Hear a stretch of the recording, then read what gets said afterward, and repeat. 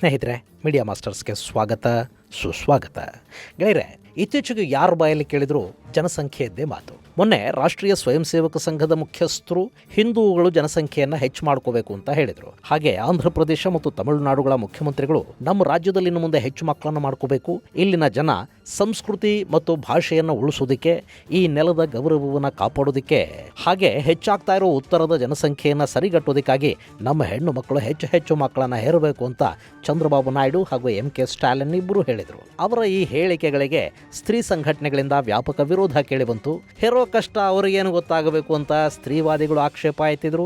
ಈಗಿನ ಬೆಲೆ ಏರಿಕೆಯ ಕಾಲದಲ್ಲಿ ಹೆಚ್ಚು ಮಕ್ಕಳನ್ನು ಮಾಡಿಕೊಂಡು ಸಾಕೋದು ಹೇಗೆ ಅಂತ ರೇಣುಕಾ ಚೌಧರಿ ಥರದವರು ಮಾತಾಡಿದರು. ಗೆಳೆಯರೆ, ಹೆಚ್ಚು ಮಕ್ಕಳು ಮಾಡ್ಕೊಳ್ಳಿ, ಜನಸಂಖ್ಯೆಯನ್ನು ಹೆಚ್ಚು ಮಾಡಿ ಮುಂತಾದ ಹೇಳಿಕೆಗಳು ಮೇಲ್ನೋಟಕ್ಕೆ ರಾಜಕೀಯದ ಹೇಳಿಕೆಗಳಂತೆ ಕಂಡುಬಂದರೂ ಕೂಡ ಇದರ ಹಿಂದೊಂದು ಉದ್ದೇಶ ಮತ್ತು ಆತಂಕಗಳಿವೆ ಅನ್ನೋದು ಸುಳ್ಳಲ್ಲ. ಯಾಕೆಂದ್ರೆ ಇವತ್ತು ಭಾರತದಲ್ಲಿ ಜನಸಂಖ್ಯೆ ಹೆಚ್ಚಾಗ್ತಾ ಇದೆ, ಆದರೆ ಅದು ಉತ್ತರ ಭಾರತದಲ್ಲಿ ಮಾತ್ರ ಹೆಚ್ಚಾಗ್ತಾ ಇದ್ದು ದಕ್ಷಿಣ ಜನಸಂಖ್ಯಾ ನಿಯಂತ್ರಣದಲ್ಲಿ ಸಾಧನೆಯನ್ನ ಮಾಡಿಬಿಟ್ಟಿದೆ. ಹೀಗಾಗಿ ದಕ್ಷಿಣದ ಜನಸಂಖ್ಯೆ ಇಳಿಮುಖ ಆಗ್ತಾ ಇದೆ, ಉತ್ತರದ ಜನಸಂಖ್ಯೆ ಹೆಚ್ಚಾಗ್ತಾ ಇದೆ. ಇದು ಹೀಗೆ ಮುಂದುವರೆದಿದೆ. ಆದರೆ ಉತ್ತರದ ಜನ ಕೂಡ ದಕ್ಷಿಣಕ್ಕೆ ವಲಸೆ ಬರುವ, ಇಲ್ಲೇ ನೆಲೆಸುವ ಸಾಧ್ಯತೆಗಳು ಹೆಚ್ಚಾಗಿರುತ್ತವೆ. ಅದರ ಜೊತೆಗೆ ನಮ್ಮ ಸಂಸ್ಕೃತಿ ನಾಶವಾಗುವುದರ ಜೊತೆಗೆ ದಕ್ಷಿಣದ ಜನ ದುಡಿದು ಉತ್ತರದವರನ್ನ ಸಾಕುವ ಪರಿಸ್ಥಿತಿ ಬಂದೊದಗಲಿದೆ ಅನ್ನೋ ಕಾಳಜಿ ಕೂಡ ಆ ಮಾತುಗಳಲ್ಲಿದೆ. ಹಾಗೆಯೇ ಜನಸಂಖ್ಯೆ ಆಧಾರದಲ್ಲಿ 2028ಕ್ಕೆ ಲೋಕಸಭಾ ಸ್ಥಾನಗಳ ಡಿಲಿಮಿಟೇಷನ್ ಆದರೆ ಆಗ ಉತ್ತರದ ರಾಜ್ಯಗಳೇ ಸಂಪೂರ್ಣ ನಿರ್ಣಾಯಕ ಆಗಲಿದ್ದು, ಒಂದು ವೇಳೆ ಹಾಗೇನಾದರೂ ಆದರೆ ದಕ್ಷಿಣದ ರಾಜ್ಯಗಳು ನಿರ್ಲಕ್ಷ್ಯಕ್ಕೆ ಒಳಗಾಗುತ್ತವೆ ಅನ್ನೋ ಭೀತಿ ಕೂಡ ಇದೆ. ಹಾಗಾದರೆ ಜನಸಂಖ್ಯೆಯಲ್ಲಿ ಅಷ್ಟೊಂದು ಏರುಪೇರಾಗ್ತಾ ಇದೆಯಾ? ಇಲ್ಲಿ ಉತ್ತರ ಮತ್ತು ದಕ್ಷಿಣದ ನಡುವಿನ ಜನಸಂಖ್ಯಾ ಏರಿಕೆಯ ಅಸಮತೋಲನದ ಜೊತೆಗೆ ಮತೀಯ ತಾರತಮ್ಯ ಕೂಡ ಉಂಟಾಗ್ತಾ ಇದೆಯಾ? ಇವತ್ತಿನ ಜನ ಹೆಚ್ಚಾಗಿ ಮೆಟ್ರೋ ನಗರಗಳಿಗೆ ಮತ್ತು ಕರಾವಳಿ ತೀರಗಳಿಗೆ ಹೋಗಿ ನೆಲೆಸ್ತಾ ಇರೋದಾದ್ರೂ ಯಾಕೆ? ಇದೆಲ್ಲದರ ನಡುವೆ ಕೃಷಿ ಅನ್ನೋದು ಹೇಗೆ ಕೋಟ್ಯಂತರ ಜನರನ್ನ ಒಂದೇ ಕಡೆ ಇರೋ ಹಾಗೆ ಮಾಡ್ತಾ ಇದೆ ಅನ್ನೋದ್ರ ಬಗ್ಗೆ ಒಂದಷ್ಟು ಮಾಹಿತಿಯನ್ನ ನಾವಿಲ್ಲಿ ನೋಡೋಣ.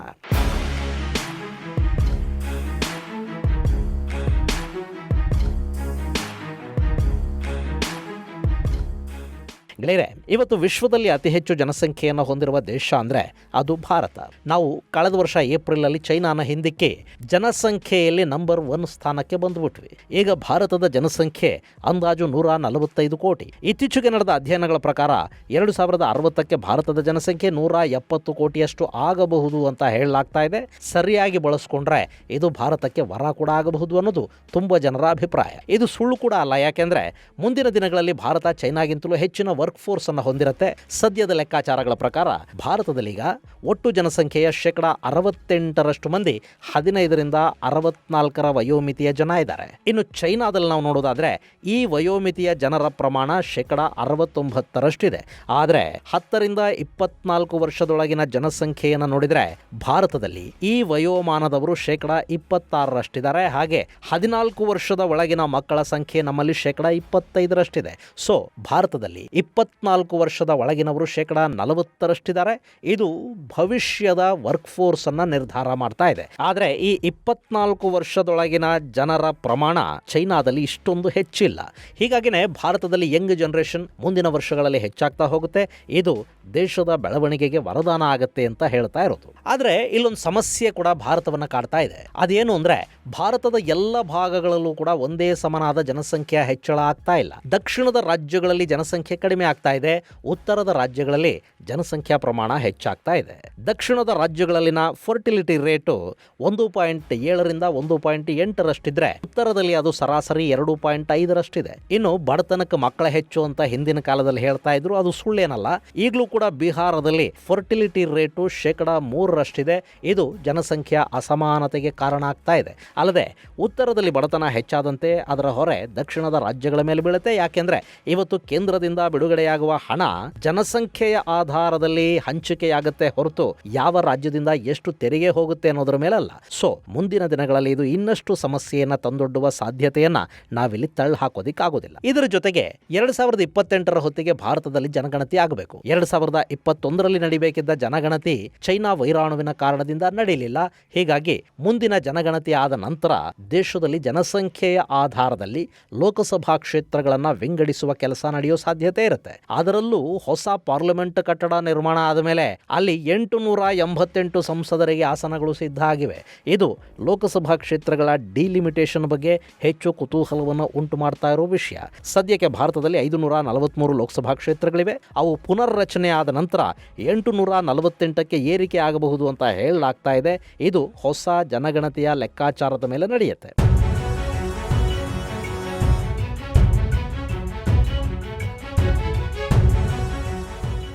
ಹಾಗೇನಾದರೂ ಆದರೆ ಉತ್ತರದ ರಾಜ್ಯಗಳು ಹೆಚ್ಚು ಲಾಭವನ್ನು ಪಡ್ಕೊಳ್ತವೆ. ಉದಾಹರಣೆಗೆ ಹೇಳೋದಾದರೆ, ಈಗ 80 ಸೀಟುಗಳನ್ನು ಹೊಂದಿರುವ ಉತ್ತರ ಪ್ರದೇಶಕ್ಕೆ ಮುಂದಿನ ಜನಗಣತಿಯ ಆಧಾರದ ಮೇಲೆ ಲೋಕಸಭಾ ಕ್ಷೇತ್ರಗಳ ಮರು ವಿಂಗಡಣೆ ಆದರೆ 163 ಲೋಕಸಭಾ ಕ್ಷೇತ್ರಗಳು ಉತ್ತರ ಪ್ರದೇಶ ಒಂದಕ್ಕೆ ಸಿಗುತ್ತವೆ. ಹಾಗೆ 40 ಕ್ಷೇತ್ರಗಳನ್ನು ಸದ್ಯಕ್ಕೆ ಹೊಂದಿರುವ ಬಿಹಾರ 79 ಕ್ಷೇತ್ರಗಳಿಗೆ ಜಂಪ್ ಆಗುತ್ತೆ. ಇನ್ನು 25 ಸೀಟುಗಳಿರುವ ರಾಜಸ್ಥಾನ 50ಕ್ಕೆ, 29 ಕ್ಷೇತ್ರಗಳಿರುವ ಮಧ್ಯಪ್ರದೇಶದಲ್ಲಿ 52 ಕ್ಷೇತ್ರಗಳಾಗುತ್ತವೆ.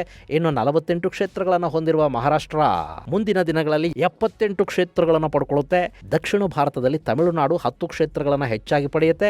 ಅಲ್ಲಿಗೆ ಈಗ 39 ಕ್ಷೇತ್ರಗಳಿರುವ ತಮಿಳುನಾಡು ಡಿಲಿಮಿಟೇಷನ್ ನಂತರ 49 ಲೋಕಸಭಾ ಕ್ಷೇತ್ರಗಳನ್ನು ಪಡ್ಕೊಳ್ಳುತ್ತೆ. ಹಾಗೆಯೇ ಕರ್ನಾಟಕದಲ್ಲಿ ಈಗ ಸದ್ಯಕ್ಕೆ 28 ಕ್ಷೇತ್ರಗಳಿವೆ.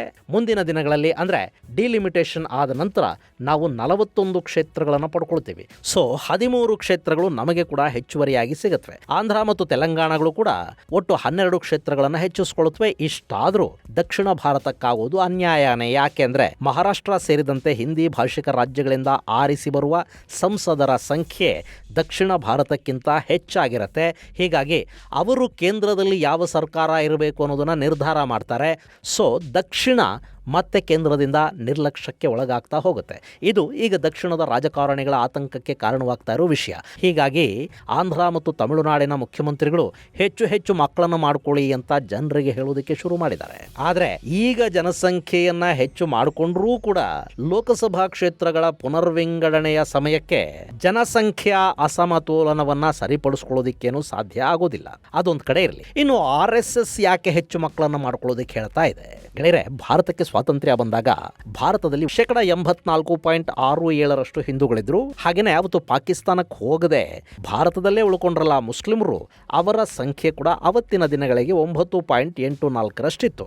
ಆದರೆ ಈಗಿನ ಪರಿಸ್ಥಿತಿಯನ್ನು ನಾವೊಮ್ಮೆ ಗಮನಿಸಿ ನೋಡಬೇಕು. ಭಾರತದಲ್ಲಿ ಈಗಿರುವ ಹಿಂದೂಗಳ ಸಂಖ್ಯೆ 96 ಕೋಟಿಗೆ ಹೋಗಿದೆ ಅನ್ನೋದು ನಿಜ. ಆದರೆ ಒಟ್ಟು ಜನಸಂಖ್ಯೆಯಲ್ಲಿ ಹಿಂದೂಗಳ ಪಾಲು 78.6 ಮಾತ್ರ. ಹಾಗೇನೆ ಮುಸ್ಲಿಮರ ಪಾಲು 14.09 ಅಂತ ಹೇಳಲಾಗ್ತಾ ಇದೆ. ಅಂದರೆ ದೇಶದಲ್ಲಿ 4% ಮುಸ್ಲಿಮರ ಜನಸಂಖ್ಯೆ ಹೆಚ್ಚಾಗಿದ್ರೆ 6% ಹಿಂದೂಗಳ ಜನಸಂಖ್ಯೆಯಲ್ಲಿ ಕಡಿತ ಉಂಟಾಗಿದೆ. ಹೀಗಾಗಿನೇ RSSನ ಸರಸಂಘ ಚಾಲಕರಾದ ಮೋಹನ್ ಭಾಗವತ್ ಅವರು ಹಿಂದೂಗಳು 3 ಮಕ್ಕಳನ್ನಾದರೂ ಮಾಡ್ಕೊಳ್ಳಿ ಅಂತ ಹೇಳ್ತಾ ಇದ್ದಾರೆ. ಇದು ಮತಗಳ ನಡುವೆ ಇರೋ ಜನಸಂಖ್ಯಾ ಏರುಪೇರನ್ನ ಸರಿಪಡಿಸುವ ನಿಟ್ಟಲ್ಲಿ ಆಡ್ತಾ ಇರೋ ಮಾತು.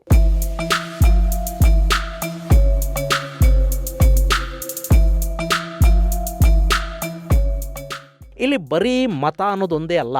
ಹಿಂದೂಗಳ ಜನಸಂಖ್ಯೆ ಕಡಿಮೆ ಆಗ್ತಾ ಹೋದರೆ ಈ ದೇಶದ ಸಂಸ್ಕೃತಿ ಕೂಡ ಕಾಲಕ್ರಮೇಣ ನಾಶವಾಗಿ ಹೋಗುತ್ತೆ. ಇವತ್ತು ಜಗತ್ತಿನ ನಾನಾ ನಾಗರಿಕತೆಗಳಿಗಾಗಲೇ ಕಣ್ಮರೆಯಾಗಿ ಹೋಗಿವೆ. ಪುರಾತನ ಕಾಲದಿಂದ ಇನ್ನೂ ಉಳ್ಕೊಂಡು ಬಂದಿರೋದು ಸನಾತನ ಪರಂಪರೆ ಮಾತ್ರ. ಹಿಂದೂಗಳು ಅಥವಾ ಸನಾತನಿಗಳ ಜನಸಂಖ್ಯೆ ಕಡಿಮೆ ಆಗ್ತಾ ಹೋದರೆ ಆ ಪರಂಪರೆ ಕೂಡ ಕಾಲಕ್ರಮೇಣ ನಾಶವಾಗುತ್ತೆ. ಭಾರತದ ಮೂಲ ಸಂಸ್ಕೃತಿಯನ್ನೇ ನಾವು ಕಳ್ಕೋಬೇಕಾಗತ್ತೆ ಅನ್ನೋದು RSSನ ಆತಂಕ. ಇನ್ನು ಮತ್ತೊಂದು ಕಡೆ ಆಂಧ್ರ ಮತ್ತು ತಮಿಳುನಾಡು ಮುಖ್ಯಮಂತ್ರಿಗಳು ಹೆಚ್ಚು ಮಕ್ಕಳನ್ನು ಮಾಡಿಕೊಳ್ಳಿ ಅಂತ ಹೇಳೋದರ ಹಿಂದೆ ಕೂಡ ಅಲ್ಲಿನ ಭಾಷೆ ಮತ್ತು ಸಂಸ್ಕೃತಿಗಳನ್ನು ಉಳಿಸುವ ಉದ್ದೇಶ ಇದೆ ಅಂತ ಹೇಳಲಾಗುತ್ತೆ. ತಮ್ಮ ರಾಜ್ಯಗಳ ಸಂಸ್ಕೃತಿಯನ್ನು ಉಳಿಸಿಕೊಳ್ಳುವ ನಿಟ್ಟಲ್ಲಿ ಜನಸಂಖ್ಯೆ ಹೆಚ್ಚಳಕ್ಕೆ ಈ ಎರಡೂ ರಾಜ್ಯಗಳು ಮುಂದಾಗ್ತಾ ಇರೋದು ಕಂಡು ಬರ್ತಾ ಇದೆ. ಆಂಧ್ರದಲ್ಲಂತೂ ಕೆಲವು ಚುನಾವಣೆಗಳಲ್ಲಿ ಸ್ಪರ್ಧಿಸಬೇಕು ಅಂದ್ರೆ ಅಂಥ ಅಭ್ಯರ್ಥಿಗೆ 2ಕ್ಕಿಂತ ಹೆಚ್ಚು ಮಕ್ಕಳು ಇರಲೇಬೇಕು ಅನ್ನೋ ಕಾನೂನೊಂದನ್ನು ಜಾರಿಗೆ ತರುವ ಮಾತುಗಳು ಕೂಡ ಆಗ್ತಾ ಇವೆ. ಈ ಮೂಲಕ ಹೆಚ್ಚು ಮಕ್ಕಳನ್ನ ಮಾಡ್ಕೊಳ್ಳಿ ಅಂತ ಆಂಧ್ರದ ಸರ್ಕಾರ ತನ್ನ ಜನರನ್ನ ಪ್ರೋತ್ಸಾಹಿಸುವ ಬಗ್ಗೆ ಯೋಚಿಸ್ತಾ ಇದೆ. ಹೀಗೆ ಜನಸಂಖ್ಯೆಯನ್ನ ಹೆಚ್ಚು ಮಾಡ್ಕೊಳ್ಳಿ ಅಂತ ಹೇಳೋದಕ್ಕೆ ವಿವಿಧ ಕಾರಣಗಳಿವೆ ನಿಜ. ಆದ್ರೆ ಈಗ ಹೆಚ್ಚಾಗ್ತಾ ಇರೋ ಜನಸಂಖ್ಯೆ ಇದೆ ನೋಡಿ, ಅದರಿಂದ ಕೂಡ ಸಾಕಷ್ಟು ಸಮಸ್ಯೆಗಳಾಗುವ ಲಕ್ಷಣಗಳು ಇವೆ. ಈ ಬಗ್ಗೆ ಇಂಡಿಯಾ ಟುಡೇ ಒಂದು ವರದಿಯನ್ನು ಮಾಡಿದೆ. ಭಾರತದ ಯಾವ ಭಾಗದಲ್ಲಿ ಜನಸಂಖ್ಯೆ ಇಳಿಮುಖ ಆಗ್ತಾ ಇದೆ, ಯಾವ ಭಾಗದಲ್ಲಿ ಜನಸಂಖ್ಯೆ ಹೆಚ್ಚಾಗ್ತಾ ಇದೆ ಅನ್ನೋದರ ಮಾಹಿತಿಯನ್ನ ಇಂಡಿಯಾ ಟುಡೇಯ ವರದಿ ಕೊಡ್ತಾ ಇದೆ. ನೀವಿಲ್ಲಿ ಮ್ಯಾಪಲ್ಲಿ ನೋಡ್ತಾ ಇದ್ದೀರಲ್ಲ, ಇಲ್ಲಿ ನೀಲಿ ಬಣ್ಣದಲ್ಲಿ ಗುರುತಿಸಲಾಗಿರುವ ಪ್ರದೇಶದಲ್ಲಿ ಜನಸಂಖ್ಯೆ ಹೆಚ್ಚಾಗ್ತಾ ಹೋಗ್ತಾ ಇದೆ.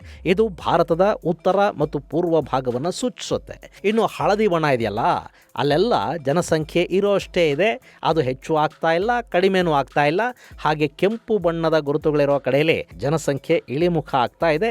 ಇದು ಆತಂಕಕ್ಕೆ ಕಾರಣ ಆಗ್ತಾ ಇರೋ ವಿಷಯ. ಇನ್ನು ಪ್ರಾದೇಶಿಕವಾಗಿ ಇಲ್ಲಿ ಇನ್ನೂ ಒಂದು ಗಮನಿಸಬೇಕಾದ ಅಂಶ ಅಂದ್ರೆ, ಭಾರತದ ನಗರಗಳು ಜನರಿಂದ ತುಂಬಿ ತುಳುಕ್ತಾ ಇವೆ. ಅದಕ್ಕೆ ಕಾರಣ ಗ್ರಾಮೀಣ ಭಾಗಗಳಿಂದ ಹೆಚ್ಚಾಗ್ತಾ ಇರೋ ವಲಸೆಗಳು. ಬದುಕು ಕಟ್ಟಿಕೊಳ್ಳೋದಿಕ್ಕೆ, ದುಡಿಮೆಗಾಗಿ, ವಿದ್ಯಾಭ್ಯಾಸಕ್ಕೆ, ಹೀಗೆ ನಾನಾ ಕಾರಣಗಳಿಂದ ಜನ ತಮ್ಮ ಹುಟ್ಟೂರುಗಳನ್ನು ಬಿಟ್ಟು ಎಲ್ಲಿ ಕೈಗಾರಿಕೆಗಳು ಹೆಚ್ಚಾಗಿವೆಯೋ, ಎಲ್ಲಿ ದುಡಿಯುವ ಅವಕಾಶಗಳಿವೆಯೋ, ಎಲ್ಲಿ ವಿದ್ಯಾಭ್ಯಾಸ ಚೆನ್ನಾಗಿದೆ ಅನ್ನೋ ಭ್ರಮೆ ಹುಟ್ಟುತ್ತೋ ಅಂಥ ಕಡೆಗಳಿಗೆ ಬಂದು ನೆಲೆಸೋದಕ್ಕೆ ಶುರು ಮಾಡಿದ್ದಾರೆ. ಈ ಪಟ್ಟಿಯಲ್ಲಿ ಬೆಂಗಳೂರು, ಚೆನ್ನೈ, ಮುಂಬೈ, ಪೂನಾ, ಹೈದರಾಬಾದ್, ವಿಶಾಖಪಟ್ಟಣಂ ಮುಂತಾದ ಪ್ರದೇಶಗಳು ಸ್ಥಾನ ಪಡ್ಕೊಳ್ತಾ ಇವೆ. ಇದರ ಜೊತೆಗೆ ಎರಡನೇ ಹಂತದ ನಗರಗಳು ಕೂಡ ಸಾಕಷ್ಟು ಪ್ರಮಾಣದಲ್ಲಿ ವಲಸೆಯನ್ನು ಕಾಣ್ತಾ ಇವೆ. ಹೀಗಾಗಿ ಈ ಪ್ರದೇಶಗಳಲ್ಲಿನ ಜನಸಂಖ್ಯೆ ಹೆಚ್ಚಾಗ್ತಾ ಹೋಗ್ತಾ ಇದೆ. ಇಲ್ಲಿ ಹೆಚ್ಚು ಜನ ಬಂದು ನೆಲೆಸೋದಕ್ಕೆ ಶುರುವಾದರೆ ಅಲ್ಲಿ ಹುಟ್ಟೋ ಮಕ್ಕಳ ಸಂಖ್ಯೆ ಕೂಡ ಹೆಚ್ಚಾಗೇ ಇರುತ್ತೆ. ಸೊ ನಗರ ಪ್ರದೇಶಗಳಲ್ಲಿ ಹೆಚ್ಚು ಜನಸಂಖ್ಯೆ ವೃದ್ಧಿ ಆಗ್ತಾ ಇದೆ ಅಂತ ಈ ವರದಿ ಹೇಳ್ತಾ ಇದೆ. ಹೀಗೆ ನಗರಗಳು ತುಂಬುತ್ತಾ ಇದ್ರೆ ಗ್ರಾಮೀಣ ಭಾಗಗಳು ಕಾಲಕ್ರಮೇಣ ವೃದ್ಧಾಶ್ರಮಗಳಾಗಿ ಹೋಗ್ತಾ ಇವೆ ಅನ್ನೋ ಆತಂಕಭರಿತ ಮಾತುಗಳು ಕೂಡ ಆ ವರದಿಯಲ್ಲಿ ಕಂಡು ಬರ್ತಾ ಇವೆ.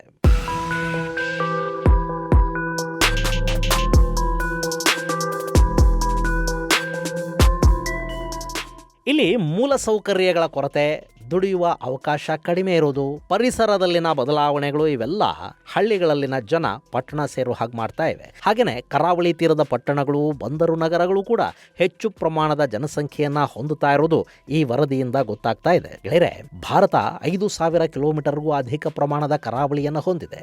ಗುಜರಾತ್, ಮಹಾರಾಷ್ಟ್ರ, ಗೋವಾ, ಕರ್ನಾಟಕ, ಕೇರಳ, ತಮಿಳುನಾಡು, ಆಂಧ್ರ ಪ್ರದೇಶ, ಒಡಿಸ್ಸಾ, ಪಶ್ಚಿಮ ಬಂಗಾಳಗಳು ಕರಾವಳಿ ನಗರಗಳನ್ನು ಹೊಂದಿವೆ. ಇಲ್ಲಿ ಎಲ್ಲ ಹೆಚ್ಚಿನ ಪ್ರಮಾಣದ ಜನ ಬಂದು ನೆಲೆಸ್ತಾ ಇದ್ದಾರೆ. ಅದರಲ್ಲೂ ಪ್ರಮುಖ ಬಂದರು ಪ್ರದೇಶಗಳಿಗೆ ವಲಸೆಗಳು ಹೆಚ್ಚಾಗ್ತಾ ಹೋಗ್ತಾ ಇವೆ. ಇದೆಲ್ಲದರ ನಡುವೆ ಒಂದು ಸಮಾಧಾನದ ಸಂಗತಿ ಅಂದರೆ, ಎಲ್ಲಿ ನೀರಾವರಿ ಇದೆ, ಎಲ್ಲಿ ಕೃಷಿಗೆ ಮಹತ್ವ ಸಿಗ್ತಾ ಇದೆ, ಯಾವ ಭಾಗದಲ್ಲಿ ಕೃಷಿ ರೈತರ ಕೈ ಹಿಡಿತಾ ಇದೆ, ಅಲ್ಲಿನ ಜನ ಬೇರೆ ಕಡೆಗಳಿಗೆ ವಲಸೆ ಹೋಗ್ತಾ ಇಲ್ಲ ಅನ್ನೋದು. ಉದಾಹರಣೆಗೆ ಹೇಳೋದಾದ್ರೆ, ಕೃಷ್ಣಾ ಗೋದಾವರಿ ಬೆಲ್ಟ್ ಇದೆ, ಗಂಗಾ ನದಿಯ ತೀರ ಪ್ರದೇಶ ಇದೆ, ಗಂಗಾ ಯಮುನಾ ನದಿಗಳ ನಡುವಿನ ದೋಆಬ್ ಪ್ರದೇಶ ಇದೆ. ಹಾಗೆ ಭಾರತದ ನಾನಾ ನದಿಗಳ ತೀರ ಪ್ರದೇಶ ಇದೆಯಲ್ಲ, ಅಲ್ಲಿ ನೀರಿನ ಸಮಸ್ಯೆ ಏನಾಗೋದಿಲ್ಲ.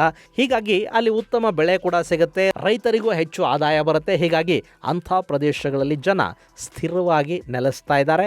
ಇಷ್ಟಾದರೂ ಭಾರತದ ಜನಸಂಖ್ಯೆಯಲ್ಲಿ ಪ್ರಾದೇಶಿಕ ಅಸಮತೋಲನ ಅನ್ನೋದು ಇದ್ದೇ ಇದೆ ಅನ್ನೋ ಮಾಹಿತಿ ಈ ವರದಿಯಲ್ಲಿ ನಮಗೆ ಸಿಗ್ತಾ ಇದೆ. ಒಟ್ಟಲ್ಲಿ ಭಾರತದಲ್ಲಿ ಜನಸಂಖ್ಯೆ ಬೇರೆ ಬೇರೆ ಕಾರಣಗಳಿಂದ ಹೆಚ್ಚಾಗಬೇಕು ಅಂತ ಬಯಸೋದು ಒಂದು ಕಡೆ ಆದರೆ, ಈ ಜನಸಂಖ್ಯೆ ಹೆಚ್ಚಳದಿಂದ ಪ್ರಾದೇಶಿಕ ಅಸಮಾನತೆ ಸೃಷ್ಟಿಯಾಗ್ತಾ ಇದೆ ಅನ್ನೋದು ಮತ್ತೊಂದು ಕಟು ಸತ್ಯ. ಈಗಾಗಲೇ ಹಳ್ಳಿಗಳು ವೃದ್ಧಾಶ್ರಮಗಳಾಗಿವೆ. ಮುಂದಿನ ದಿನಗಳಲ್ಲಿ ಆ ಹಳ್ಳಿಗಳು ಮಾಯ ಆದರೂ ಕೂಡ ಅಚ್ಚರಿ ಪಡಬೇಕಿಲ್ಲ. ಹಾಗಂತ ಇವತ್ತು ಬರೀ ಹಳ್ಳಿಗಳು ಮಾತ್ರ ವೃದ್ಧಾಶ್ರಮಗಳಾಗ್ತಾ ಇವೆ ಅಂತ ಅಂದ್ಕೊಳ್ಳೋದಿಕ್ಕೆ ಹೋಗಬೇಡಿ. ಬೆಂಗಳೂರಿನಂಥ ಮಹಾನಗರಗಳಲ್ಲಿ ಕೂಡ ಹಲವಾರು ಏರಿಯಾಗಳಿವತ್ತು ವೃದ್ಧಾಶ್ರಮಗಳೇ. ಪಾಪ ಮಕ್ಕಳು ಚೆನ್ನಾಗಿ ಓದಿ ಜಾಸ್ತಿ ಸಂಪಾದನೆ ಮಾಡಲಿ ಅಂತ ಅವರನ್ನು ದೊಡ್ಡ ದೊಡ್ಡ ಸ್ಕೂಲುಗಳಲ್ಲಿ, ಇಂಗ್ಲಿಷ್ ಮೀಡಿಯಂ ಅಲ್ಲಿ, ದೊಡ್ಡ ಕಾಲೇಜುಗಳಲ್ಲಿ ಹೆಚ್ಚು ಓದಿಸಿದ್ರೆ ಆ ಮಕ್ಕಳು ವಯಸ್ಸಾದ ಅಪ್ಪ ಅಮ್ಮನ ಒಂಟಿಯಾಗಿಬಿಟ್ಟು ವಿದೇಶಗಳಿಗೆ ಹಾರಿದ್ದಾರೆ. ಅಂಥ ಸಾವಿರಾರು ಕುಟುಂಬಗಳು ಬೆಂಗಳೂರಲ್ಲಿವೆ. ಪಾಪ ವೃದ್ಧ ದಂಪತಿಗಳು ಅಮೆರಿಕಾದಲ್ಲೋ ಮತ್ತೆಲ್ಲೋ ಇರೋ ಮಕ್ಕಳ ನೆನಪಲ್ಲಿ ತಮ್ಮದೇ ಪ್ರಾಪರ್ಟಿಗಳಿಗೆ ವಾಚ್ಮನ್ಗಳ ಥರ ಅಸಹನೀಯ ಹಾಗೂ ಅಸಹಾಯಕ ಬದುಕುಗಳನ್ನು ಸವಿಸ್ತಾ ಇರೋರು ಬೆಂಗಳೂರಲ್ಲಿ ಸಾಕಷ್ಟು ಜನ ಇದ್ದಾರೆ. ಅವರದ್ದು ಬೇರೆ ಇದ್ದೇ ಕಥೆ. ಇದು ಗೆಳೆಯರೆ, ಭಾರತದಲ್ಲಿ ಆಗ್ತಾ ಇರೋ ಜನಸಂಖ್ಯೆಯ ಹೆಚ್ಚಳ ಹಾಗೂ ಅದರ ಅಸಮಾನ ಹಂಚಿಕೆಗೆ ಸಂಬಂಧಪಟ್ಟ ಒಂದಷ್ಟು ಮಾಹಿತಿ. ಮುಂದಿನ ಸಂಚಿಕೆಯಲ್ಲಿ ಮತ್ತಷ್ಟು ವಿಶೇಷಗಳ ಜೊತೆ ಮತ್ತೆ ಭೇಟಿಯಾಗೋಣ. ಅಲ್ಲಿವರೆಗೆ ಜೈ ಹಿಂದ್, ಜೈ ಕರ್ನಾಟಕ.